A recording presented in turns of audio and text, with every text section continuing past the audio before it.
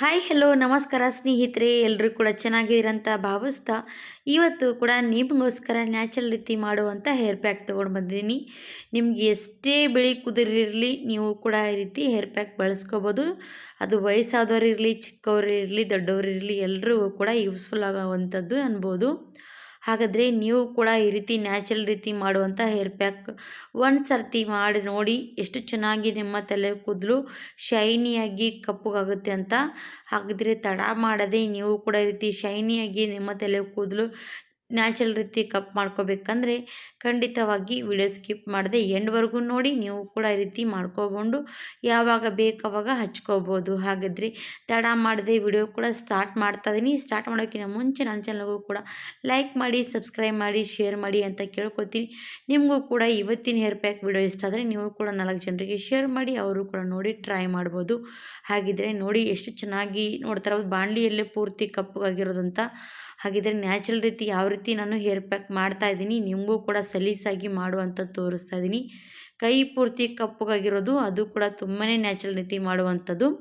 ಮಾಡೋದಕ್ಕಾಗಿ ಬೇಕಾಗೋದು first ಏನಪ್ಪ ಅಂದರೆ ನೋಡಿ, ನೆಲ್ಲಿಕಾಯಿ ತೊಗೊಂಡಿದ್ದೀನಿ. ಇದರಲ್ಲಿ 2 ಥರ ನೆಲ್ಲಿಕಾಯಿ, ದೊಡ್ಡ ನೆಲ್ಲಿಕಾಯಿ ಕೂಡ ಸಿಗುತ್ತೆ, ಹಾಗೆ ಸಣ್ಣ ನೆಲ್ಲಿಕಾಯಿ ಕೂಡ ಸಿಗುತ್ತೆ. ನಿಮ್ಮ ಹತ್ರ ಯಾವ್ದು ಸಿಗುತ್ತೆ ಅದು ತೊಗೋಬೋದು. ಇವಾಗ ನಾನು ಸಣ್ಣದ ನೆಲ್ಲಿಕಾಯಿ ತೊಗೊಂಡಿದ್ದೀನಿ. ಇವಾಗ ಈ ಸಣ್ಣ ನೆಲ್ಲಿಕಾಯಿ ಈ ರೀತಿ ಸಣ್ಣ ಸಣ್ಣ ಚಾಪ್ ಈ ರೀತಿ ಕಟ್ ಮಾಡ್ಕೊಂಡು ತೊಗೊಳ್ಳಿ. ಒಳಗಡೆ ಬೀಜ ಇರುತ್ತೆ, ಬೀಜ ಮಾತ್ರ ತೊಗೊಳೋದಕ್ಕೆ ಹೋಗಬೇಡಿ. ದೊಡ್ಡದರಲ್ಲಿ ಸಣ್ಣದರಲ್ಲಿ ಕೂಡ ಎರಡೂದರಲ್ಲಿ ಬೀಜ ಇದ್ದೇ ಇರುತ್ತೆ, ಬೀಜ ಮಾತ್ರ ಈ ರೀತಿ ತೆಗಿಬೇಕು. ಈ ರೀತಿ ನಾನು ಹಸಿ ನೆಲ್ಲಿಕಾಯಿ ತೊಗೊಂಡಿದ್ದೀನಿ. ನೀವು ಬೇಕಾದರೆ ಒಣ ನೆಲ್ಲಿಕಾಯಿ ಕೂಡ ತೊಗೋಬೋದು, ಒಣಗಿರೋದು. ಇದರಿಂದ ಎಷ್ಟು ಉಪಯೋಗ ಆಗುತ್ತೆ ಅಂತ ನೋಡಿ ನೀವು ಕೂಡ ಖಂಡಿತವಾಗಿ. ಎರಡೂ ಕೂಡ ಸೇಮ್ ವರ್ಕ್ ಆಗುತ್ತೆ ಅಷ್ಟೇ. ನೋಡಿ, ಹಸಿ ಇರೋದು ಕೂಡ ಚೆನ್ನಾಗಿ ತಲೆಗೂ ಕೂಡ ತುಂಬಾ ಚೆನ್ನಾಗಿ ವರ್ಕ್ ಆಗುತ್ತೆ, ಹಾಗೆ ಒಣಗಿರೋದು ಕೂಡ ತುಂಬಾ ಚೆನ್ನಾಗಿ ವರ್ಕ್ ಆಗುತ್ತೆ. ನಾನು ನಿಮ್ಮ ಹತ್ರ ಇರುವಂಥದ್ದು ಬಳಸ್ಕೋಬೋದು, ಇಲ್ಲದೇ ಇರೋರಿಗೆ ಈಸಿಯಾಗುತ್ತೆ. ಹಸಿ ಇದ್ದರೆ ನೀವು ಕೂಡ ಈ ರೀತಿ ಟ್ರೈ ಮಾಡಲಿ ಅಂತ ತೋರಿಸ್ತಾ ಇದ್ದೀನಿ. ಇವಾಗ ನೋಡಿ ಎಲ್ಲ ಕೂಡ ನಾನು ಬೀಜ ತೆಗೆದು ಈ ರೀತಿ ಸಣ್ಣ ಸಣ್ಣ ಕಟ್ ಮಾಡ್ಕೊಂಡು ತೊಗೊಳ್ತಾ ಇದ್ದೀನಿ. ಈ ರೀತಿ ಕಟ್ ಮಾಡ್ಕೊಂಡು ತೊಗೊಂಡ್ವಿ ಅಂದರೆ ಈಸಿ ಆಗುತ್ತೆ ನಮಗೂ ಕೂಡ. ಇಲ್ಲಾಂದರೆ ಹಾಗೆ ಮಾಡೋದಕ್ಕೆ ಹೋದರೆ ಜಾಸ್ತಿ ಹೊತ್ತು ಟೈಮ್ ತೊಗೊಳುತ್ತೆ, ಅದಕ್ಕೋಸ್ಕರ ನಾನು ಈ ರೀತಿ ಮಾಡ್ತಾಯಿದ್ದೀನಿ.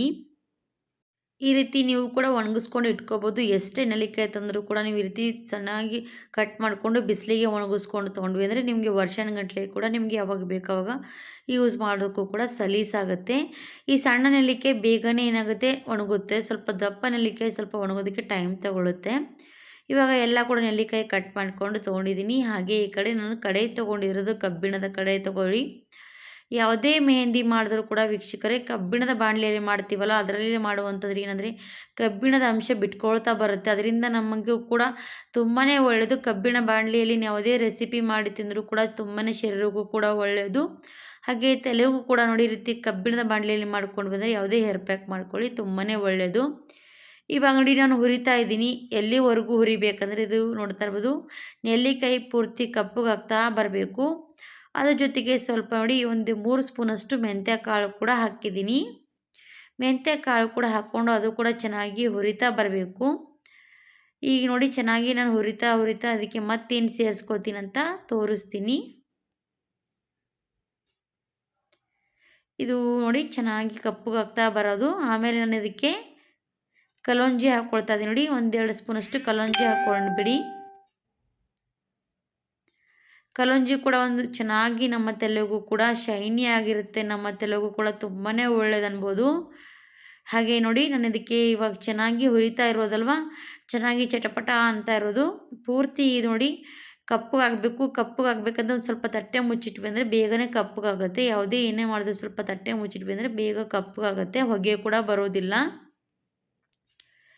ಈ ಥರ ಪೂರ್ತಿ ಕಪ್ಪು ಆಗೋವರೆಗೂ ನಾನು ಚೆನ್ನಾಗಿ ಹುರ್ಕೊಂಡು ತೊಗೊಂಡಿದ್ದೀನಿ. ಇವಾಗ ಸ್ಟವ್ ಆಫ್ ಮಾಡಿಕೊಂಡು ಒಂದು 10 ನಿಮಿಷಗಳ ಕಾಲ ಬಿಡಬೇಕು. 10 ನಿಮಿಷ ಆದಮೇಲೆ ಚೆನ್ನಾಗಿ ಈ ರೀತಿ ಸ್ವಲ್ಪ ತಣ್ಣಗಾದ್ಮೇಲೆ ಒಂದು ಮಿಕ್ಸಿ ಜಾರಲ್ಲಿ ಎಲ್ಲ ಕೂಡ ಪುಡಿ ಮಾಡೋದಕ್ಕೆ ಹಾಕ್ತಾಯಿದ್ದೀನಿ.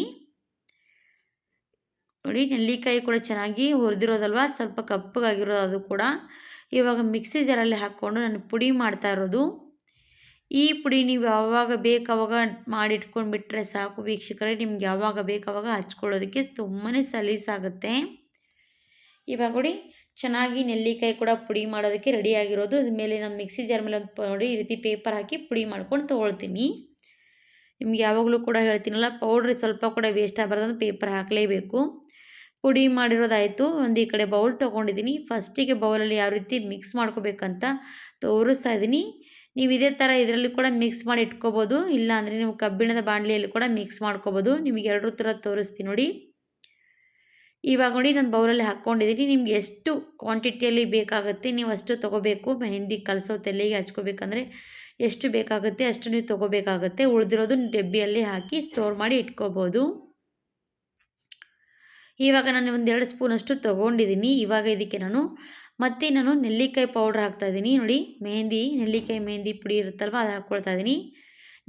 ಹಸಿ ನೆಲ್ಲಿಕಾಯಿ ಹಾಕ್ಕೊಂಡ್ರೂ ಕೂಡ ನಾವು ನೆಲ್ಲಿಕಾಯಿ ಮೆಹಂದಿ ಪುಡಿ ಹಾಕ್ಕೊಳ್ಳೇಬೇಕು. ಮತ್ತು ನಾನು ಸ್ವಲ್ಪ ನೀರು ಹಾಕಿ ಈಗ ಮಿಶ್ರಣ ಕಲಿಸ್ತಾ ಇರೋದು. ಈಗ ನೋಡಿ ಇನ್ನೂ ಸ್ವಲ್ಪ ನೀರು ಹಾಕಿ ಕಲಿಸ್ತಾ ಇದ್ದೀನಿ. ನಾನು ಮೆಹಂದಿ ಯಾವ್ದು ತೊಗೊಂಡಿದ್ದೀನಿ ಅಂದರೆ ನಿಪುರ್ ತೊಗೊಳ್ತೀನಿ. ಯಾವಾಗಲೂ ಕೂಡ ನಾನು ನಿಪುರ್ ಮೆಹಂದಿನೇ ಬಳಸೋದು ಜಾಸ್ತಿ.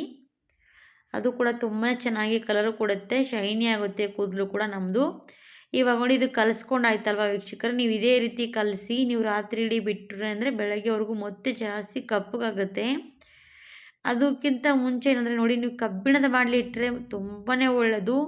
ಇದು ನೋಡಿ ಎಷ್ಟು ಕಬ್ಬಿಣದ ಬಾಣಲೆಯಲ್ಲಿ ಇಡ್ತೀವಲ್ವ ಅಷ್ಟು ಚೆನ್ನಾಗಿ ಮತ್ತೆ ನೋಡಿ ಕಬ್ಬಿಣದ ಅಂಶ ಇದರಲ್ಲಿ ಬಿಟ್ಕೊಳ್ತಾ ಬರುತ್ತೆ. ಮತ್ತೆ ಚೆನ್ನಾಗಿ ಕಲರ್ ಕೂಡ ಚೆನ್ನಾಗಿ ಬರುತ್ತೆ. ಖಂಡಿತವಾಗಿ ಆ ಥರ ಕೂಡ ಟ್ರೈ ಮಾಡ್ಬೋದು. ನಾನು ಇವಾಗ ಕಬ್ಬಿಣದ ಬಾಣಲೆಯಲ್ಲೇ ಹಾಕ್ತಾಯಿದ್ದೀನಿ ನೋಡಿ. ನಾನು ಇವಾಗ ಇದು 1-2 ಗಂಟೆಗಳ ಕಾಲ ಬಿಡಬೇಕಂತ ಅಂದ್ಕೊಂಡಿದ್ದೀನಿ. ಅದಕ್ಕೋಸ್ಕರ ಕಬ್ಬಿಣದ ಬಾಣಲೆಯಲ್ಲಿ ಈಗ ಕಲಸಿರುವಂಥದ್ದೆಲ್ಲ ಮೆಹಂದಿ ಇದೆಯಲ್ವ ಅದು ಎಲ್ಲ ಕೂಡ ಮಿಶ್ರಣ ಈ ರೀತಿ ಹಾಕ್ಕೊಂಡು, ಈಗ ನೋಡಿ ಈ ಮಿಶ್ರಣ ಹಾಕ್ಕೊಂಡ ತಕ್ಷಣ ನಾನು ಒಂದೇ ಈ ರೀತಿ ಎಲ್ಲ ಕಡೆ ಚೆನ್ನಾಗಿ ಸ್ಪ್ರೆಡ್ ಮಾಡ್ತಾ ಇದ್ದೀನಿ. ಯಾಕಪ್ಪ ಈ ರೀತಿ ಸ್ಪ್ರೆಡ್ ಮಾಡ್ತಾ ಇದ್ದೀನಿ ಅಂದರೆ, ನಮಗೆ ಚೆನ್ನಾಗಿ ಕಬ್ಬಿಣದ ಅಂಶದಲ್ಲಿ ಬಿಟ್ಕೋಬೇಕು, ಚೆನ್ನಾಗಿ ಕಲರ್ ಬರಬೇಕಂದ್ರೆ ಈ ರೀತಿ ಮಾಡ್ಕೊಳ್ಳೇಬೇಕು.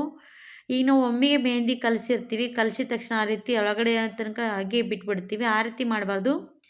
ನಾನು ಇದಕ್ಕೆ ಇನ್ನೊಂದು ಸ್ವಲ್ಪ ನಿಪುರ್ ಮೆಹಂದಿ ಹಾಕ್ತಾಯಿದ್ದೀನಿ. ಇನ್ನೊಂದು ಸ್ವಲ್ಪ ಜಾಸ್ತಿನೇ ಕಲಸಿದ್ರಾಯ್ತಂತ ಇನ್ನೊಂದು ಸ್ವಲ್ಪ ನಿಪುರ್ ಮೆಹಂದಿ ಹಾಕಿ ಚೆನ್ನಾಗಿ ಮಿಕ್ಸ್ ಮಾಡಿಕೊಂಡು ತೊಗೊಂಡು ಈ ರೀತಿ ಎಲ್ಲ ಕಡೆ ಚೆನ್ನಾಗಿ ನೋಡ್ತಾ ಇರ್ಬೋದು. ಕಬ್ಬಿಣದ ಬಾಣಲೆಗೆ ಈ ರೀತಿ ಚೆನ್ನಾಗಿ ಈ ರೀತಿ ಒರೆಸ್ತಾ ಬನ್ನಿ, ಎಲ್ಲ ಕಡೆ ಸ್ಪ್ರೆಡ್ ಮಾಡ್ಕೊಂಡ್ಬಿಡಿ. ಈ ರೀತಿ ಮಾಡಿದ್ರೆ ಏನಾಗುತ್ತೆ ಅಂದರೆ ಇದರಲ್ಲಿ ಚೆನ್ನಾಗಿ ಪೂರ್ತಿ ಕಪ್ಪಗಾಗೋದಕ್ಕೆ ಕಬ್ಬಿಣ ಅಂಶ ಚೆನ್ನಾಗಿ ಬಿಟ್ಕೊಳ್ಳುತ್ತೆ. 1-2 ಗಂಟೆಗಳ ಕಾಲ ಬಿಟ್ಟಿದ್ದೀನಿ. ಆಮೇಲೆ ನೋಡಿ ಎಷ್ಟು ಚೆನ್ನಾಗಿ ಎಲ್ಲ ಕಡೆ ಕಬ್ಬಿಣದ ಅಂಶ ಬಿಟ್ಕೊಂಡು ಎಷ್ಟು ಕಲರ್ ಬಂದಿರೋದಂತ ಮೆಹಂದಿಗೆ. ಹಾಗಿದ್ರೆ ರಾತ್ರಿ ಇಡೀ ಬಿಟ್ಟರೆ ತುಂಬಾ ಕಪ್ಪಗಾಗುತ್ತೆ ವೀಕ್ಷಕರೇ. ಖಂಡಿತವಾಗಿ ಟ್ರೈ ಮಾಡಿ ನೋಡಿ. ನಾನು ಎಲ್ಲ ಕಡೆ ಚೆನ್ನಾಗಿ ಬಿಟ್ಕೊಂಡಿರೋಂಥದ್ದು ಕಬ್ಬಿಣದ ನೋಡಿ ಬಾಣಲೆಯಲ್ಲಿ ಹಾಕ್ಕೊಂಡಿದ್ದೀನಲ್ಲ ಎಷ್ಟು ಚೆನ್ನಾಗಿ ಕಲರ್ ಎಷ್ಟು ಬಂದಿರೋದಂತ. ಈ ರೀತಿ ನೀವು ಕೂಡ ನ್ಯಾಚುರಲ್ ರೀತಿ ನಿಮ್ಮ ತಲೆಗೆ ಹಚ್ಕೊಳ್ಳೋದಕ್ಕೆ ನೋಡ್ತಾ ಇರ್ಬೋದು ಎಷ್ಟು ಚೆನ್ನಾಗಿ ಹೇರ್ ಪ್ಯಾಕ್ ರೆಡಿಯಾಗಿರೋದು. ಆಮೇಲೆ ನಿಮಗೆ ಈ ರೀತಿ ಸ್ವಲ್ಪ ನಾವು ಹಾಗೆ ಬಿಟ್ಟಿರ್ತೀವಲ್ವ ಚೆನ್ನಾಗಿ ಕಲರ್ ಬಂದಿರುತ್ತೆ, ಸ್ವಲ್ಪ ಒಣಗೋಗಿರುತ್ತೆ. ಸ್ವಲ್ಪ ನೀರು ಮತ್ತೆ ಅದಕ್ಕೆ ಹಾಕ್ಕೊಂಡು ಈ ರೀತಿ ಕಲಿಸ್ತಾ ಬಂದ್ವಿ ಅಂದರೆ ಮತ್ತೆ ಮೆಹಂದಿ ಚೆನ್ನಾಗಿ ಕಲಿಯೋದಕ್ಕೆ ಈಸಿ ಆಗುತ್ತೆ. ಮತ್ತು ಒಣಗಿರೋಂಥ ಮೆಹಂದಿ ಕೂಡ ಚೆನ್ನಾಗಿ ಮಿಕ್ಸ್ ಮಾಡಿಕೊಂಡು ನೀವು ತಲೆಗೆ ಅಪ್ಲೈ ಮಾಡ್ಕೋಬೋದು. ತಲೆಗೆ ಅಪ್ಲೈ ಮಾಡಿಕೊಂಡು 1-2 ಗಂಟೆಗಳ ಕಾಲ ಬಿಟ್ಕೊಂಡು ವಾಶ್ ಮಾಡ್ಕೊಂಡು ನೋಡಿ. ಶಾಂಪೂ ಮಾತ್ರ ಬಳಸೋದಕ್ಕೆ ಹೋಗಬೇಡಿ. ಯಾವಾಗಲೂ ಕೂಡ ಹೇಳ್ತೀನಿ, ಮೆಹಂದಿ ಹಚ್ಚಿದ ತಕ್ಷಣ ಶಾಂಪೂ ಹಚ್ಚಬಾರ್ದು. 1 ದಿವಸ ಆದಮೇಲೆ ಶಾಂಪೂ ಹಚ್ಕೋಬೋದು. ನಾನು ಎಲ್ಲ ಕಡೆ ಚೆನ್ನಾಗಿ ಅಗಲವಾಗಿ ಮಾಡ್ಕೊಂಡಿದ್ದೀನಲ್ಲ ಮೆಹಂದಿ ಎಲ್ಲ ಕಡೆ ತೆಗಿತಾ ಇದ್ದೀನಿ ನೋಡಿ. ಈ ರೀತಿ ತೆಗೆದು ನೀವು ತಲೆಗೆ ಹಚ್ಕೋಬೋದು ನೋಡಿ. ಎಷ್ಟು ಸಿಂಪಲಾಗಿ ನಾನು ಮನೆಯಲ್ಲೇ ಮಾಡಿರೋಂಥ ಈ ರೀತಿ ನ್ಯಾಚುರಲ್ ರೀತಿ ಮಾಡಿರೋಂಥ ಹೇರ್ ಪ್ಯಾಕ್ ಬಳಸಿ ನೋಡಿ. ಇಷ್ಟ ಆದರೆ ಲೈಕ್ ಮಾಡಿ, ಸಬ್ಸ್ಕ್ರೈಬ್ ಮಾಡಿ, ಶೇರ್ ಮಾಡಿ. Thank you.